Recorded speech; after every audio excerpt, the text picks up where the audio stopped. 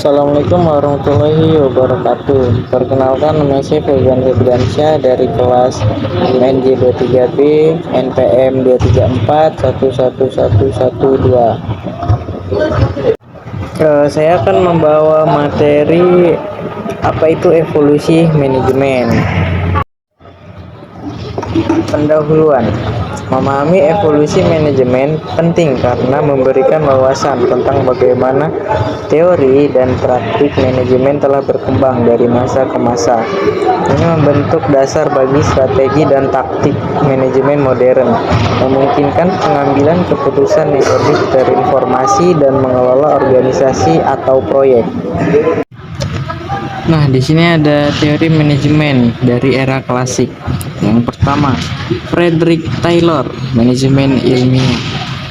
Frederick Taylor dikenal sebagai bapak manajemen ilmiah. Pendekatannya mengedepankan efisiensi dan produktivitas dengan menerapkan metode ilmiah dalam manajemen operasional. Yang kedua, Henry Fayol, prinsip-prinsip manajemen yang mencangkup fungsi-fungsi manajemen seperti perencanaan, pengorganisasian, pengarahan, pengkoordinasian, dan pengawasan. Yang ketiga, ada Max Weber. Teori birokrasi. Max Weber memperkenalkan teori birokrasi yang menekankan pada struktur organisasi yang rasional, hierarkis, dan terencana. Weber menyoroti pentingnya aturan dan prosedur yang jelas, otoritas rasional, dan kebijakan yang diterapkan secara konsisten. Pendekatan neoklasik. Manajemen neoklasik berkembang dengan menekankan pentingnya hubungan manusia dan faktor psikologis dalam produktivitas kerja. Pendekatan ini mengakui bahwa karyawan bukan hanya mesin atau sumber daya, tetapi individu dengan kebutuhan, motivasi, dan emosi. Faktor-faktor psikologis seperti motivasi, kepuasan kerja, dan komunikasi menjadi fokus utama dalam mencapai produktivitas dan kesejahteraan di tempat kerja. Manajemen sistem dan kontingensi. Evolusi ke teori manajemen yang mempertimbangkan organisasi sebagai sistem kompleks, mengakui bahwa organisasi dipengaruhi oleh faktor internal dan eksternal. Pendekatan ini menekankan bahwa organisasi adalah entitas dinamis yang berinteraksi dengan lingkungannya.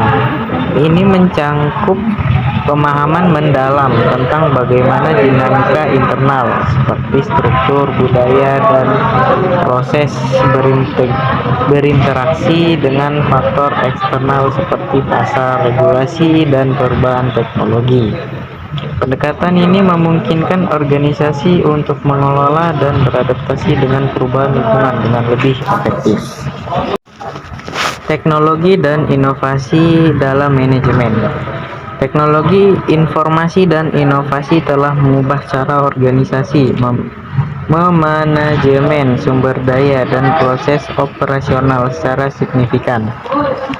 Mereka memungkinkan otomatisasi, analisis data canggih, dan komunikasi yang lebih efisien. Penggunaan sistem informasi terintegrasi memungkinkan organisasi untuk mengoptimalkan penggunaan sumber daya, meningkatkan efisiensi, dan mengambil keputusan yang lebih terinformasi. Selain itu, inovasi dalam teknologi telah membuka pintu bagi model bisnis baru dan memungkinkan organisasi untuk bersaing di pasar yang terus berubah.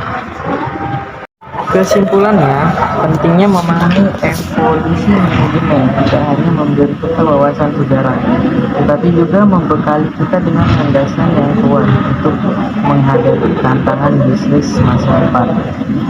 Dengan mengetahui bagaimana teori dan praktik manajemen telah berkembang, kita dapat mengambil keputusan yang lebih terinformasi, beradaptasi dengan perubahan, dan mengimplementasikan strategi yang lebih efektif.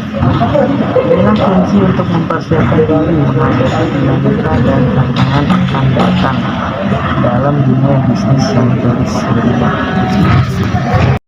Sekian materi saya pada hari ini. Terima kasih. Assalamualaikum warahmatullahi wabarakatuh. See you.